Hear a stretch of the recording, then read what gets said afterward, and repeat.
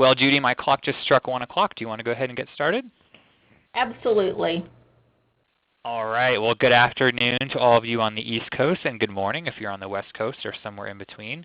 Thanks for being here for today's Bloomerang webinar, Getting Started with Planned Giving.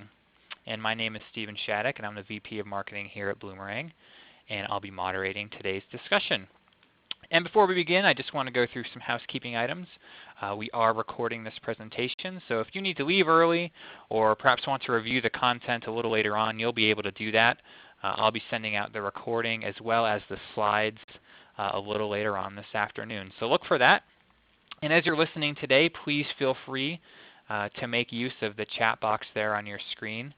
We'll save some time for Q&A at the end, so don't be shy about asking questions, sending comments. We'll try to get to as many as possible before the 2 p.m. hour. And just in case this is your first Bloomerang webinar with us, welcome. We do these webinars every Thursday. In addition to that, we also are a provider of some really good donor database software. If you're in the market for that, if you're looking for some new fundraising software or donor management software, check us out. You can get a video demo on our website. You can learn more about the product. We would love for you to do that if you are interested in the product. And without further ado, I want to go ahead and introduce today's guest. She is Judi Smith, MA, CFRE. Hey Judi, how's it going? Going well. I'm in beautiful Sedona, Arizona. Yes, it is beautiful. I'm jealous. It's a rainy Indianapolis here, so I bet your weather is a lot better than ours. But it's so awesome of you to be here.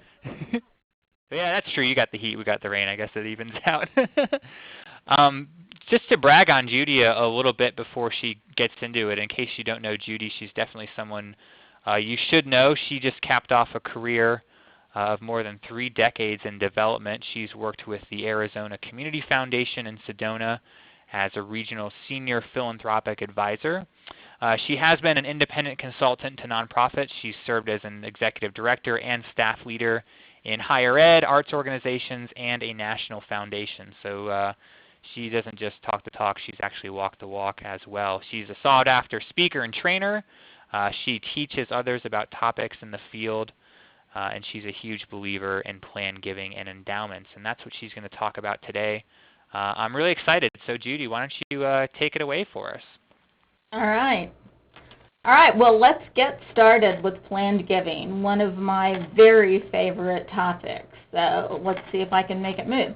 You know, pros and cons go with any decision that you're starting to make, and planned giving certainly has its share of them. Let's take a look at some of the pros for starting a planned giving program, or if you have one, jump-starting one. First of all, it says something about your organization and the fact that you're looking to the future, that you're not just looking at your events and grants and maybe an annual fund. It will ask your donors to think about making larger gifts than they may if you don't offer planned giving. And those gifts, of course, are advantageous to donors as well very often, whether it's for an income gift or some kind of tax advantages. It gives you as an organization an opportunity to build endowment, which is important for your future. Think of that as your own 401k or 403b. It also gives you an opportunity to develop relationships with planning professionals who very often have their brains picked about organizations in the community that would be logical for leaving some kind of estate gift. And of course, those larger gifts that you receive help you advance your mission and do all the work that you do. Whoops, I skipped one. Let me go back. There's also a lot of opportunity for planned giving. Statistics show that about 2/3 of Americans, and of course you can find numbers to validate almost anything, but about 2/3 of Americans have a will or trust. And those who are 55 and older, it's about 10%. There's a lot of opportunity. Campbell and Company in 2007 did a study, and in that study they found that one person in 3 would consider a charitable bequest if they were asked. And so there's a real gap there between that 33.33% and the 10%, 55 and up, who have actually done that. I'm not going to go into the intergenerational wealth transfer today, but if you're not familiar with the Boston College study of the 41 trillion estate transfer that will happen by 2055, you should look into that, because we're in the first trimester of that intergenerational wealth transfer, and it is happening as the silent generation gives to the baby boomers, and the baby boomers will ultimately inherit and pass on to the millennials. And another thing to think about when you're thinking about opportunity is that 10,000 Americans turn 65 every day for the next few years. So the baby boomers are in full bloom. Okay, let me go forward. But like anything, there are cons. Starting plan giving does cost you some money, and it does take some time. And depending upon how extensive your program is, you may find that there's a lot to learn. Your documentation and paperwork is more stringent than it is for cash gifts, and you really should keep up with what Congress is doing, or in some cases not doing, because what they decide about certain things can make a difference in what's available to donors in charitable taxation. Also, depending on the type of organization you are, you may find that to be a deterrent. If you're a new organization that's not affiliated with a long-established organization, that could be a problem. Just because your donors are going to want to be sure that you're going to be there forever. However, if you're a new foundation that's attached to a hospital or a school, and the hospital or school has been there forever, that's a different story, because the affiliation is with that stable, established organization. There are also some organizations that get most of their funding from government sources. And in those instances, often you don't have the database. You don't have donors. You may have volunteers, but you may not really have a group of people who are willing to support you. So you want to take a look at the type of organization you are and whether or not you actually have those people who would be willing to commit those lifetime assets to you. So let's say you've thought about it, and you probably have, or you wouldn't be on the call, and you decide to go for it. So let's figure out what it is when we're talking about planned giving. If I were starting a planned giving program today and I didn't do anything else, I would start a bequest program. Consistently over time, if you look at the Giving USA reports, the 2014 report just came out, about 8% of all the gift dollars given come to us in the form of bequest. And about 75% of all the planned gifts that we get as an organization come from bequest. So if you do nothing else, invite your closest friends to remember you in their will or trust, because that's really the sweet spot for planned giving. Bequests are really easy. Again, you don't do them. Their legal counsel will advise them, but you can talk to donors about leaving a specific asset, like all of their GE stock or a specific amount. I like to ask for a percentage of the estate, because that typically nets a larger gift than a specific amount. Most people, in thinking about how much money they'll have left at the end of life, undershoot it. And if they have thought that they're going to have $250,000 left and they want to leave you 10%, they may put in $25,000. But if they leave you 10% and their estate's $500,000, it's a larger gift. If you're very lucky, you might be the sole beneficiary of the estate's remainder, and that's a very nice thing. And then, of course, there are the bequests that are contingent bequests. And a good many of those bequests never come to fruition, because it will be something like, well, we'll leave you, your organization, the remainder of our estate, provided both of our children predecease us. And, of course, the likelihood of a lot of those contingent bequests is negligible. So about 30% of bequests that are documented don't happen, either because they're contingent bequests or because the estate doesn't have enough money. Another easy thing to promote that doesn't take any specific expertise is a beneficiary designation. Assets like life insurance policies and IRAs transfer at death, usually with just a simple form that you get from the asset custodian. So if you have a life insurance form, you just contact the donor contacts the life insurance company and says, I want to change my beneficiary, and make the designated beneficiary my favorite charity.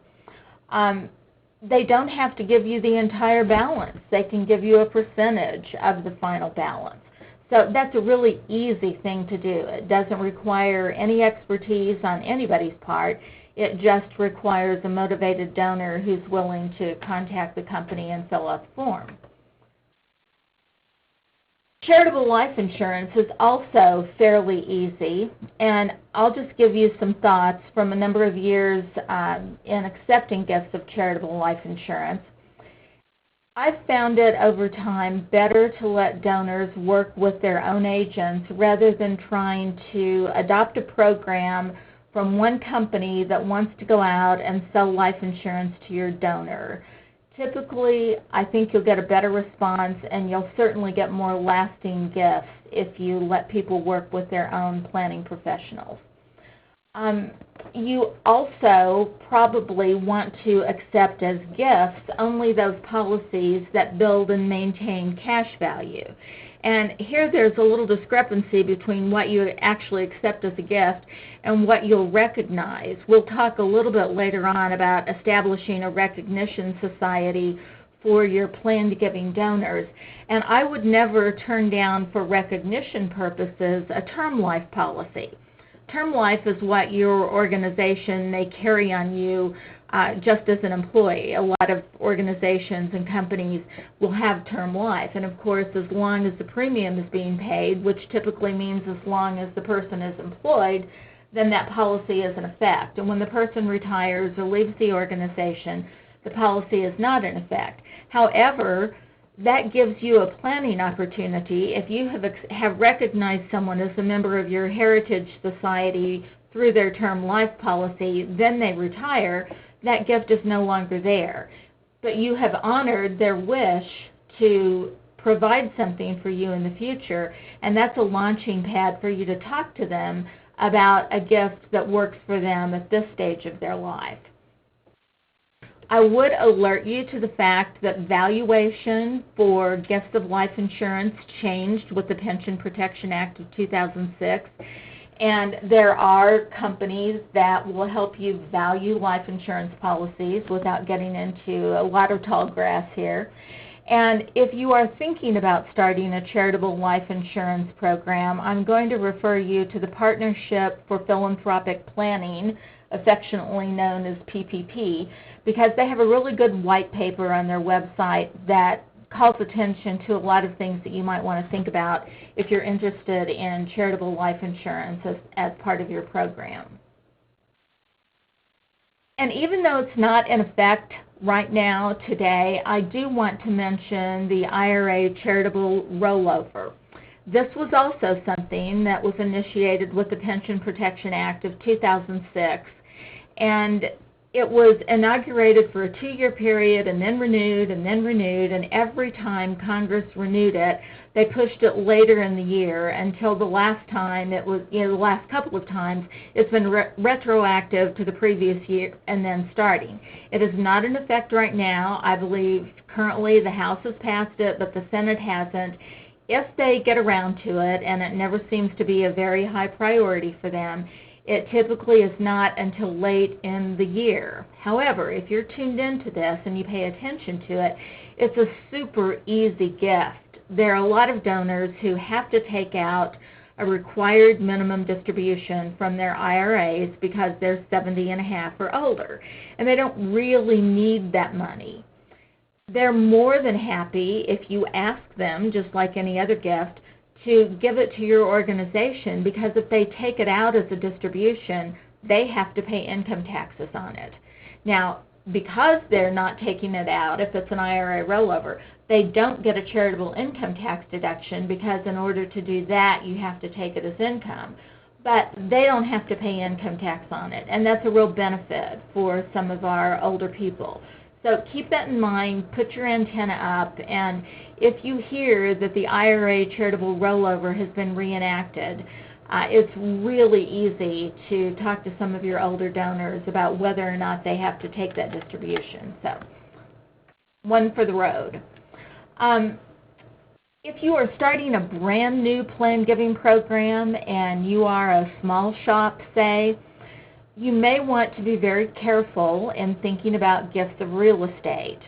And I say that because, there are a lot of moving pieces with gift of real estate. For one thing, if you're going to keep the property as opposed to sell the property, it makes a difference in the donor's income tax deduction. There are environmental considerations.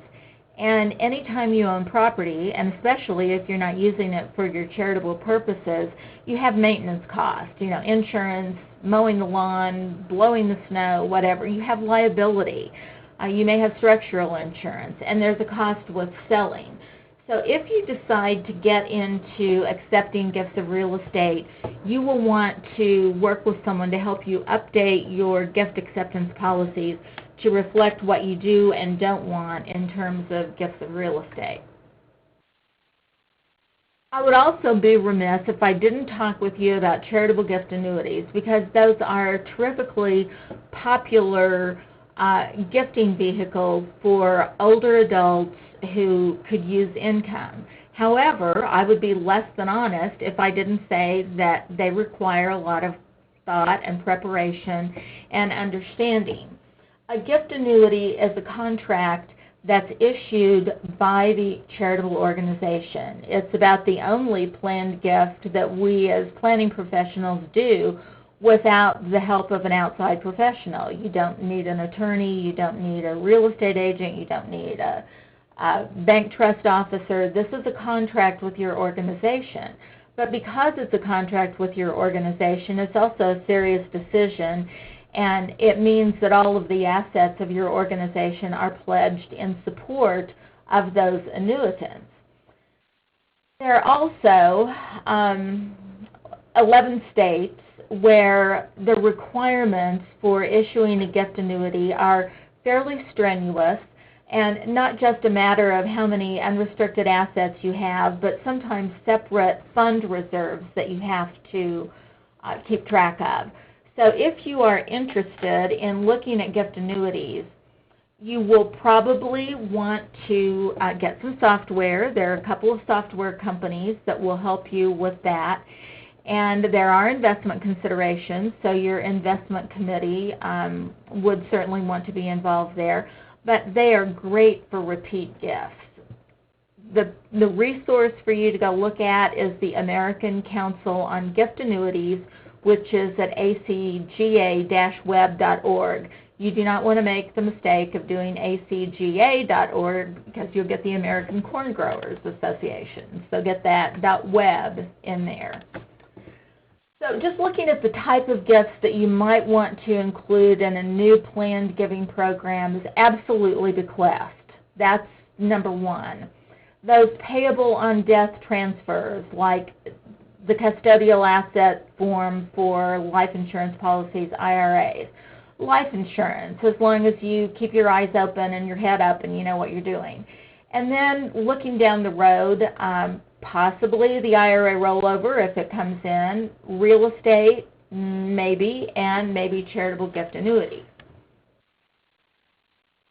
Just a couple of cautions. Sometimes when we learn all about some new planned giving vehicle, we get all excited about it and we start promoting the vehicle instead of the gift. And it's really important for planned gifts, maybe more so than any other gift, to really listen to the donor and suggest the gift that's most appropriate for the donor's need. I know a lot of people avoid planned giving because you've heard all kinds of jargon like ILET and CROT and CRAT and things like that. You really don't need to know any of that. Your donors don't know it. You'll just confuse them if you talk about it. And interestingly enough, studies find that even the term planned giving is not known to many donors. Our friends in Canada have the right idea. They call it gift planning. It's the Canadian Association of Gift Planners. And people understand gift planning. So don't even feel that you have to use the term planned giving. Okay, so let's look at who some of the people are who might be your planned gift donors. I have to applaud the work of Dr. Russell James, who I believe is at Texas Tech. He has done a groundbreaking study from 1992 to 2012, which was, of course, the last year we had the estate tax deduction that was meaningful in terms of charitable gifts. And his information is just a constant source of information for what's happening in our field. Part of his research, I think I already mentioned earlier, 30% of those wills that have a charitable provision end up not generating bequest. Again, it could be the will's contested, there's no money, it was a contingent bequest. And important for you to know is that most charitable bequest donors die in their 80s, but not only that, most of the wills that provide the charitable bequest were completed in the last 5 years of the donor's life. So, you really are looking, the will that carries the day is probably a will that was made between, say, age 78 and 84. However, you don't want to ignore those younger donors because those who put you in their will or trust at a really young age and leave you in there provide 40% of the bequest dollars. So it's not at all inappropriate to talk to someone who's making their first will, perhaps because they have minor children and are establishing guardianship, and ask them to consider including you in their estate plan. So that's some of the research. Once a charitable provision has been established, 55% will keep it in over time. And those bequests that do come from the older age, from individuals who have no surviving spouse, tend to be larger, 2/3 of the larger bequest and 71% of the dollar amount for those older donors who are your bequest donors. There was also a study in 2007 from Campbell and Company, a consulting firm in Chicago, that found that 1 in 3 would consider a bequest, that ages 40 to 60 was kind of a sweet spot, probably because they were looking at their retirement, the last half of their life, children were in college or taken care of. Education is an important factor, at least a bachelor's degree, but the more education, the better. And people who were motivated by doing something good. Income's not really a factor in consideration of a bequest. And this is always something that I like to tell people because very often boards of directors and even CEOs or executive directors say, oh, well, if we start asking people for a bequest, they'll stop giving to us. Actually, the inverse is true. If you go through your database and look for those people who are giving you $2,000, you are likely to find that they may already have named you in their will. So studies show that those people who have made that commitment of their assets to you, even though they may not have told you that you're in their will or their trust, will, over time, those gifts will grow. They don't go away because they've invested in you and you're one of their favorite charities. Okay, let's look at this word cloud because it's kind of a visual representation of some of Russell James's research and Campbell and Company's research. Notice that the biggest word on there is childless, and that really is true. People without children are more likely to leave you some kind of an estate gift than people who have children. Another big phrase there is will, trust, or payable on death. 90% of the planned gifts that you will receive are in the form of a will, trust, or one of those payable on death transfers, which is why I said if you don't do anything else, do those things. Frequency is a big word because it's not the size of the gift, it's how often they're willing to write that check, run that credit card, click on the website, and make a gift. So frequency is important. Single people, whether they're widowed or just single, are more likely to make a gift than a married couple. Those volunteers, we often ignore our volunteers, but they are dynamite planned gift donors. Many times the volunteer will tell you, well, I'm giving you time because I can't give you money. And while that may be true while they're living, they have an estate.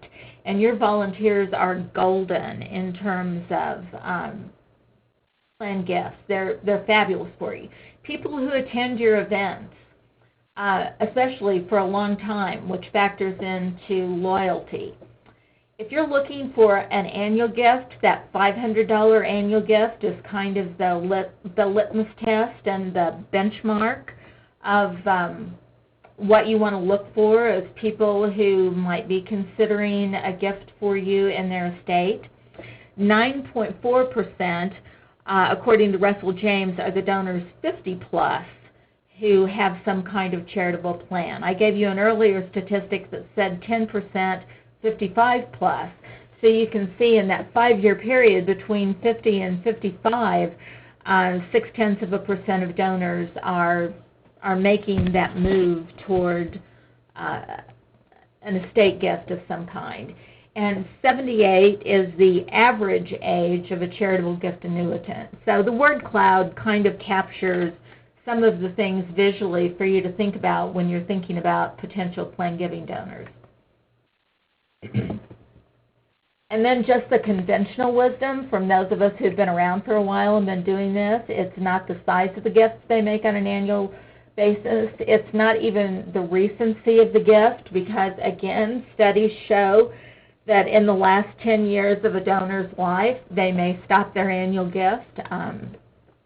They may stop coming to your events just because they don't go out anymore. They don't drive at night. They don't want to RSVP that they'll come and then maybe wake up and they don't feel well, so they just stop coming. And for heaven's sakes, don't cut them off your mailing list. Keep them on there. If they have been frequent donors and they're fairly elderly, you may be the recipient of an estate gift, and you still want to be in that will in the last 5 years of their life. So let's recap who you're looking for. You're looking for the faithful, those who volunteer, those who attend, those who have given. Size is not important. It's frequency that you're after. Look for people who've grown their gifts over time. That $2,000 indicator may be an indicator, $2,000 number may be an indicator. Age is certainly a factor to consider. At various stages of people's lives, they're more likely to be susceptible to considering a planned gift. Higher education is a factor, and spouseless and childless is also an important consideration. So I hope I've convinced you that you need to get started in plan giving, so let's figure out how you do it. You have to have your internal house in order before you go out. It works from the outside in. If you are a development officer sitting there listening to this and your executive director or your CEO is not convinced, you must get that person on board with you, because it won't be just you. It will touch every component of your operation. This is the time that you want to look at your gift acceptance policies and update them if necessary to reflect the planned gifts that you want to receive. You want to make sure that you're talking with your finance team about how you will actually book those planned gifts and how you will invest them, because your donors will ask you. They're giving you the assets of their lifetime, and they want to be assured that you're taking care of them. So your finance team and your auditing team need to be a part of this. You will want to learn what your software can do to allow you to track those planned gifts, because you don't want to be tracking several $1,000,000 manually on an Excel spreadsheet.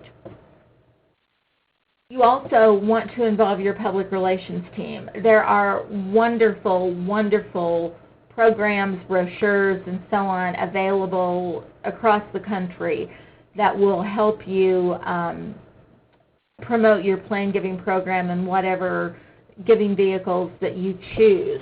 But you also want to customize those things and personalize them. You want donor stories that you can tell in your newsletters. So you need your public relations team. Even your receptionist has to have his or her antenna up, because you'll get a call from an attorney's office that just says, I need your federal ID number.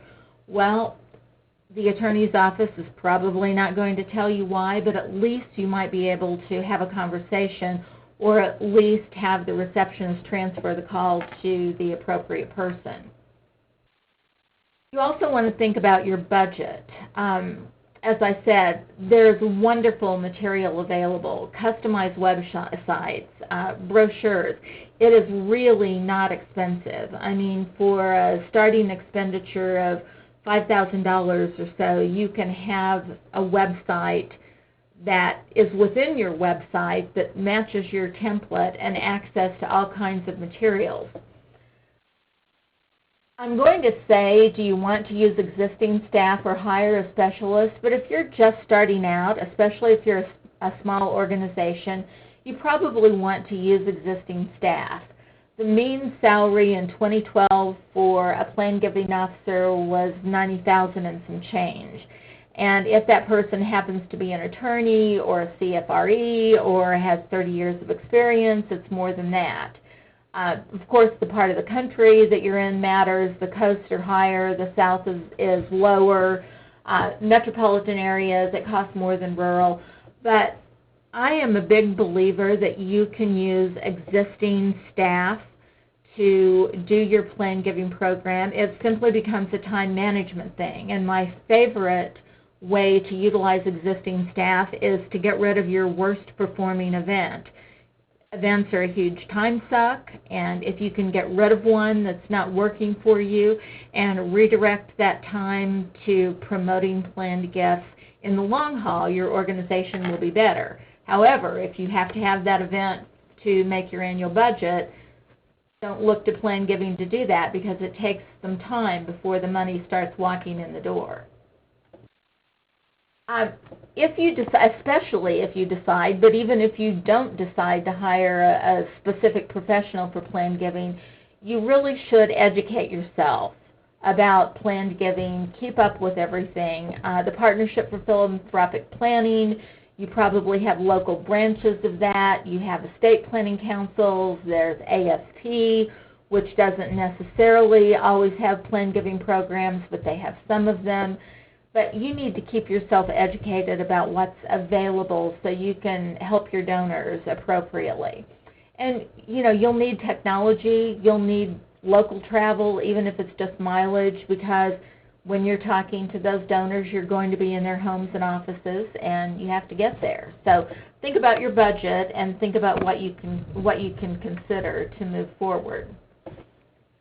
Once you have your internal ducks in a row, each of your organizations has an approval process that you will want to utilize to begin involving your volunteers.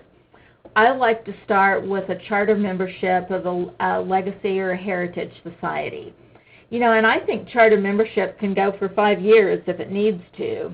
You just tell those early people that they're charter members, and you have some kind of predetermined goal of how many people that you want for charter memberships, 50, 100, whatever works with your donor pool. And come up with a name that is memorable, but I always encourage people not to name it after a person unless it happens to be your organization's founder. Then a name is possible. I had a client who was not really in the plan giving business, but they got an unsolicited bequest, and nobody knew the people. They named their heritage society for that person, and even the board members couldn't remember the names. So pick a name that's logical, the 1905 Society, the Acorn Society, a founder's name. If you have some landmark on campus, use that. But try not to make it something that people will forget, or don't name it after a current person. You need to figure out what gifts will qualify and how you'll document those. I mentioned the term life insurance earlier. I would certainly qualify that.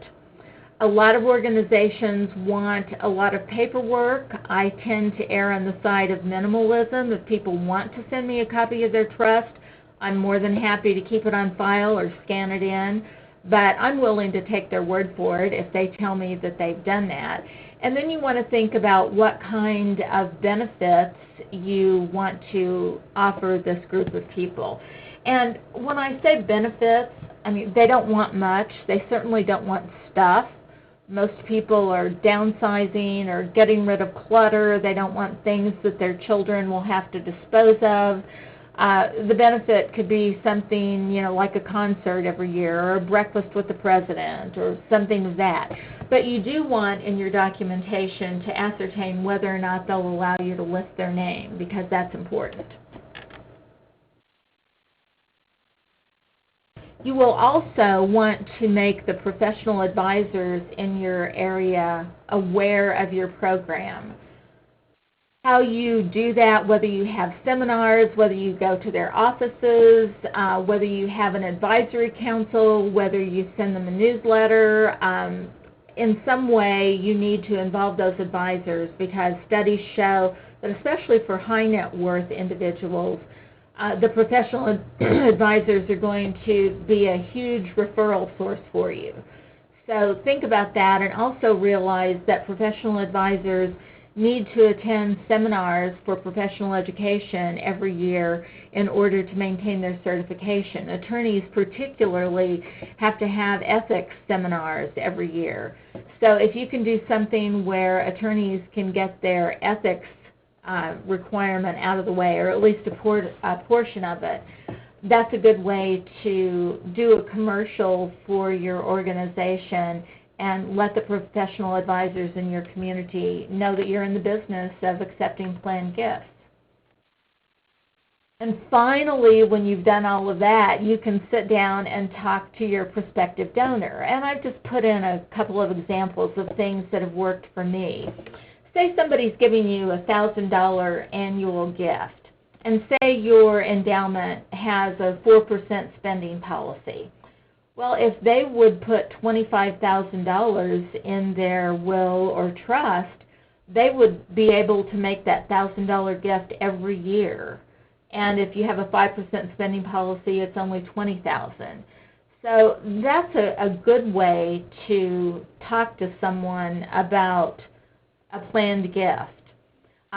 Interestingly enough, a few years ago, Kent State University did a program where they had the students in their phone campaign talk to people who were making $1,000 gifts and ask them if they would consider endowing. And of course, then they handed it off to one of the staff professionals.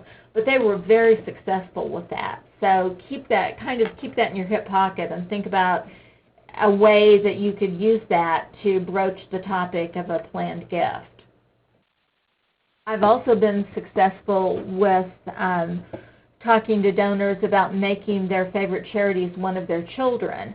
Very often you'll be talking with someone and they'll say, oh, my children are going to inherit everything. Well, if you know that they have 3 children, for example, you can say, Mildred, you've been such a faithful supporter for us, and I know you support your church and your alma mater. Have you ever thought if it would really make a difference to your kids if they got 30% of your estate instead of 33 1/3? Would they really miss that 3 1/3%?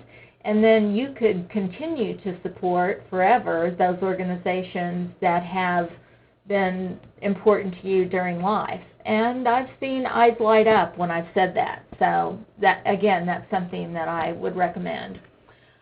It's also important, just like everything else, people are busy, create a deadline. Say you started that charter membership and you have 78 people, and it's been 4 years.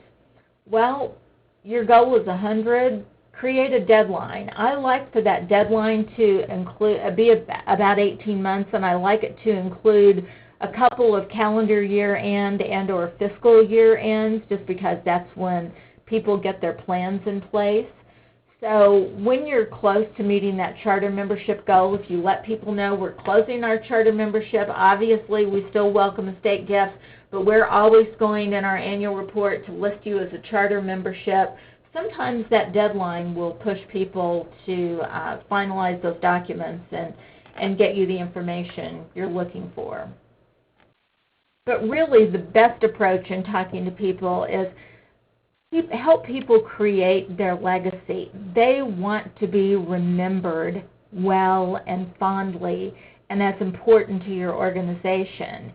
And that's why about 80% of the people who have you in their will or trust won't tell you.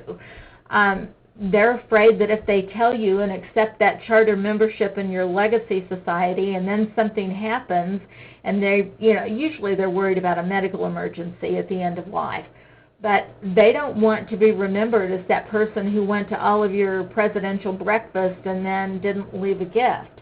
So help them create their legacy. Whatever money they're going to leave for you can be used for a scholarship or a program they're interested in, and that's where you'll really have the success. So make sure you help them think about their legacy. Also, they're savvy about taxes for the most part. Nobody wants to find out they've done something stupid financially. So anything that you can tell them from a tax standpoint or even an income standpoint and helping them work with their planning professionals to accomplish their charitable goals is also important. Now, the things you see on the screen now are things that can trigger, or in the same order, can trigger starting a planned gift, initiating a planned gift, or taking you out of the will. Travel is one that doesn't usually take you out of the will, but I can't tell you how many times somebody has taken a first trip overseas, I get a phone call, and they say, if the plane falls out of the sky, I don't know where that comes from, if the plane falls out of the sky, I want you to know that your organization is going to receive our estate. So overseas travel. Death is a huge one, both for creating a planned gift. When people look at their mortality, whether it's through the death of a spouse or the death of a child, God forbid, or the death of a parent when they inherit, death will make them think about their own plans. And sometimes, as they're staring death in the face, it will make them take you out of the will. The same as a huge illness will. But that legacy, that permanence, that impact, and even how stable your organization are all factors that will be considered when they're thinking about a planned gift. You do have to educate and ask people about leaving their assets to you. They're not giving to you out of their checkbook. They're giving to you from their assets. Your organization has to be one that they believe in. You have to be worthy, and you do have to let your donors know that you are in the business of accepting charitable gifts. I hope that I've convinced you can do it. I hope you will move forward with planned giving, and I promise you that if you do, you will not only help your donors, but you will feel very fulfilled on behalf of your organization for inaugurating a planned giving program. And Stephen, I think I'm ready to take questions. Yeah, that was great. Thanks so much, Judi. I learned a lot just by listening along with everyone, so thanks for being here and sharing all your knowledge. We've got a few questions that have come in, and if you've been sitting on your hands and maybe a little hesitant to ask something, now is the time. We've got about probably 10 minutes for questions. So Judi, I'm just going to kind of go down the list here. Ron was wondering, Is an organization that is 33 years old considered established enough to start a planned giving program? It looks like he's got about. Yeah, I thought you'd say yes. What's a good year amount? Obviously 33, that's pretty well established, but is it 5 years? Is it 1 year? What's your feeling on that? Well, it's like everything else in fundraising, which is more an art than a science. 15 years is probably a good litmus test. You have to have been around long enough for people to be convinced that you're going to be there. But I've worked with organizations whose databases only go back 7 years or something, and they don't even know who their donors were 15 years ago. So it kind of depends upon the organization, the resources they're willing to commit to it, and whether or not they're going to work it. Because even if you're a teeny tiny organization and who's brand new, you've got a board of directors who certainly should be committed enough to make some kind of estate disposition for you. So there really is no hard and fast number in my experience. 33 is great, though. Yeah, 33 is definitely great. Laura here says that her private funding is 98% corporate and foundations, so not too much individual giving.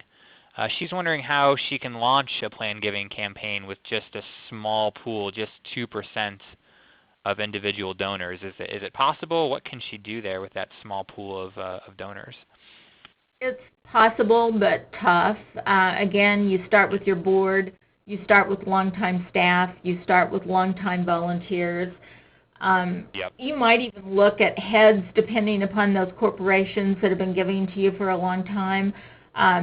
You may find that some of those people, some of those folks, especially if they're closely held corporations, even though they're giving through the corporate structure, may have you in their hearts and in their documents. So it's possible, but that's where you definitely start small with, you work inside out, and you may have 12 people, but 12 people is better than 0. Yep, absolutely.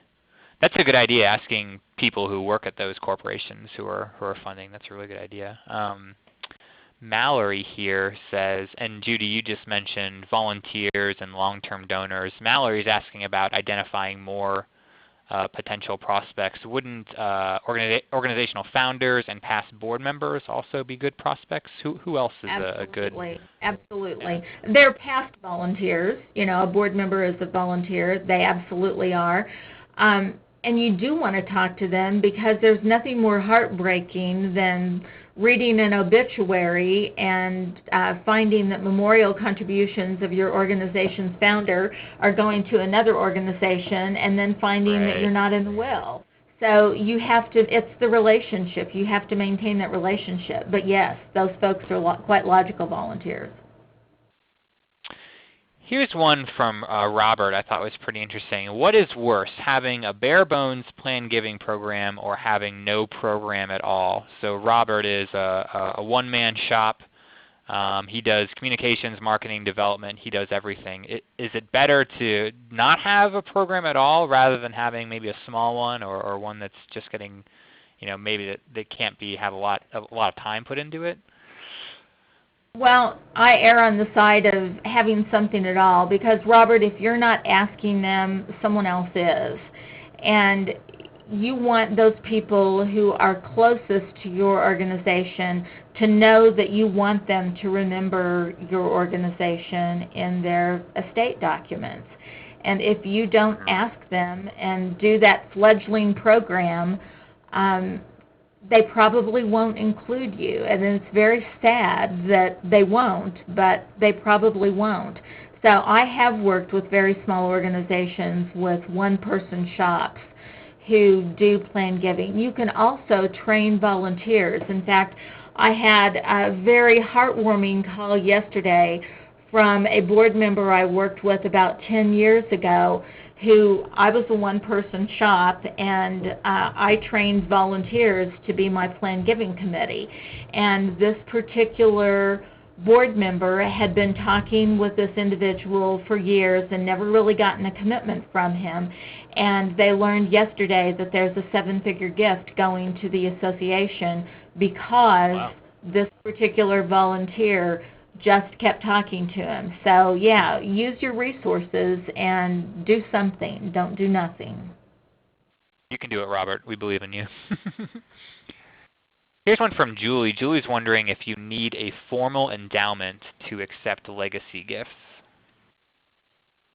Well, I'm not sure what Julie means by a formal endowment, but what I'm guessing is, do you have something set up, like a permanent endowment, where the principal can't be touched?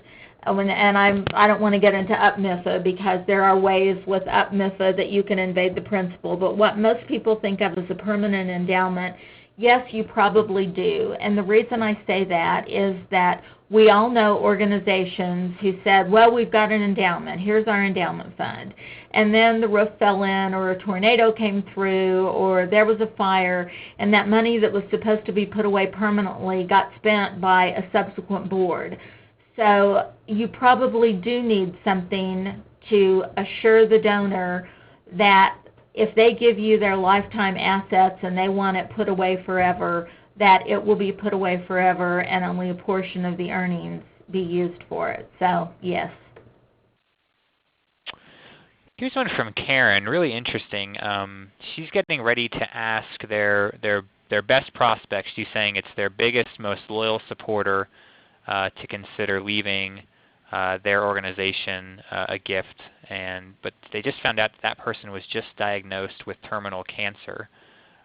Any advice on how to ask her delicately and avoid any awkwardness, or is it a bad time? What would you do there? They've got their top prospect, but maybe the end of life is nearing, and they want to handle it delicately. Well, absolutely, and Karen, I feel for you because that's a tough situation. I think I would be very candid. If this is your top prospect and this person knows your organization very well, I would probably sit down with your donor and just say, when we scheduled this meeting, Mary, I had intended to talk with you about your estate gift because you've been such a long-time supporter for us. You're a logical person to think that we might be included in your final plans. However, I did not realize when we set this meeting up that that you have cancer or whatever the situation is. If this is a good time to talk with you about that, I would love to have that conversation, but if it is not a good time, I want you to tell me, and we'll go talk about the weather or the flower garden or something else. There's really nothing like candor, especially when you're talking to a close friend of your organization, and I think your donor will appreciate that. Here's one from Ron. Ron was wondering if it is ethical or unethical for the fundraiser to go with the benefactor to their financial advisor, so all three of them meet together to talk about that. Is that tacky? Is that a wise thing to do? What do you think there for Ron's situation? I don't think it's unethical at all because you're clearly wearing your organization's hat. In fact, you'll find that especially if you're setting up some kind of a document that will govern the endowment or the scholarship through your organization, the attorney or the advisor will want to make sure that the language in the legal documents say it goes to this scholarship fund or this particular donor advised fund or whatever it is. So if the donor wants you there, I don't consider it unethical. I wonder if what he's concerned about is that it might be viewed as undue influence. And again, you have to be very clear that you're representing your organization. You're not there on behalf of the donor, you're there on the request of the donor. Makes sense. Well, we've probably got time for one more question. And Judy, is it fair to say that you can take questions via email because we're not going to get to nearly all of them here, unfortunately? Sure, I'd be happy to do that. You have to give me a little bit of grace because I am working full-time now for the Arizona Community Foundation. So I would not answer them during business hours. I would answer them in evenings and over the weekend. But yes, I'd be delighted to take your questions by email. Cool. Well, I'll flash your email address on the screen while we do the last question. Okay. I thought this one would be a good one to end on. Audra was wondering, is it ever appropriate to decline a planned gift? If so, how do you say no? Well, I guess I have been with an organization that declined a planned gift, and it happened to be real estate.